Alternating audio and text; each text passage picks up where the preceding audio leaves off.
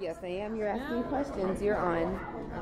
And 3, 2, 1, and just did you get that? Go. Go. Oh, no, I'm sorry. How did you come up with the Ethno-Gothic? Well, it wasn't just me actually. It was one of my friends, Stanford Carpenter. You know, and so I was looking at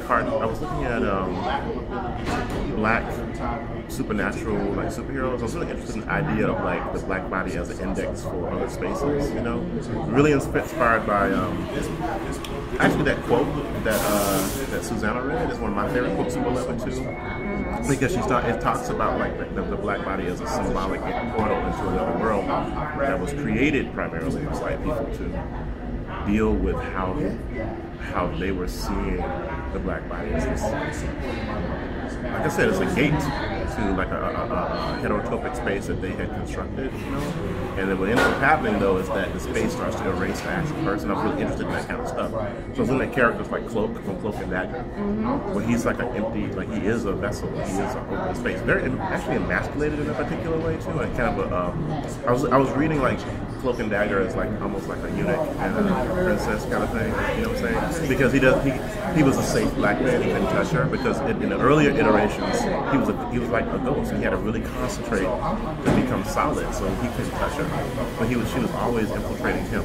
Like he was like a moonlight space, and then her projectiles looked like little sperm. It was really wild. I had this whole like tape over her. But anyway, so characters like that, characters like Brother Voodoo, who also is a vessel for his brother. You know, he was like he had two souls, like his brother's soul resided in his body, you know, and he was like a voodoo powered superhero. We have characters like Shadow Man, who could like go between the two worlds, who was like a voodoo superhero. There's a ton of them, right? And so I'm thinking about, wow, this is like these are gothic tropes, I think. And so I'm still doing a lot of research on like haunted houses and Gothicism as a movement and what it meant, you know, as far as like how it related to Romanticism and how it pushed back against the industrial revolution. And then I came with this term, Ethno-Gothic, right? Because I was like, what's Ethno-Gothic? And then my boy Stanford is actually a cultural anthropologist. And he was like, no, wait a minute. We're really talking about how like blackness is constructed from various standpoints as a cultural practice. And he's like, so this is about race as an artifact. And I was like, that's really interesting.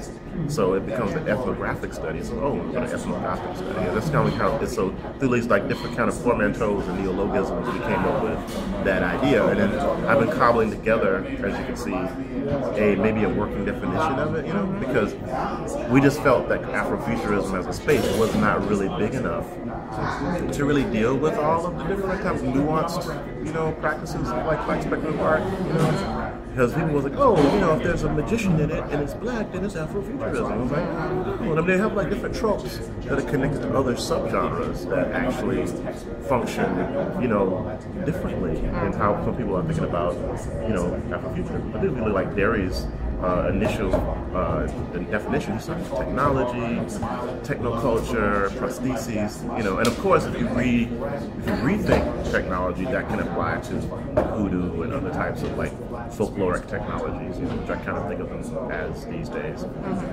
Yeah, but that's kind of like where it came from, and so I think it actually makes sense in my head, particularly when we look at like how cathartic and how like symbolic horror and like the Gothic can be with dealing with tensions between the nature of the self and others, you know, tensions between like various types of cultural interfaces, you know, whether it be like high and low class, male and female, whatever, you know, you can actually feed into that space, you know, and I don't know, I mean, for me, like when I watch a horror movie, it calms me a little bit. I think it's because it makes me think of my mom. I think it's what it is. I think as an index, it reminds me of my mother because that's who introduced me to that space. You know what I'm saying? And I'm just doing like some dime store psychoanalysis. You know what I'm saying?